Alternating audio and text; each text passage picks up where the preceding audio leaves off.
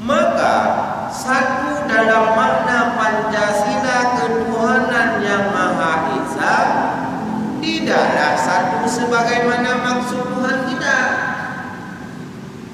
Kenapa juga pada bangsa menulis ketuhanan yang Maha Esa? Itu bahasa falsafah negara agar include, agar terakomodir semua agama. Indonesia negara banyak agama.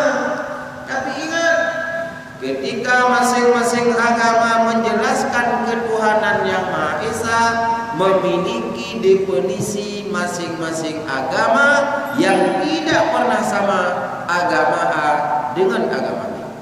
Ini harus jelas. Jangan di situ ada nilai lebih kurang. Ini kan beda bahasa katanya. Anda bilang Tuhan Trinitas, kami bilang Allah, ya beda tipis lah. Nggak bisa dalam politik. Konkret, lakum dinukum waliyan. Datang orang Hindu bilang, ya kami sebutkan masalah Trimurti, Anda Kristen Trinitas, kami punya Dewa Siwa, Dewa Brahma, Dewa Wisnu. Ya beda bahasa, Tuhannya kan sama. Tidak.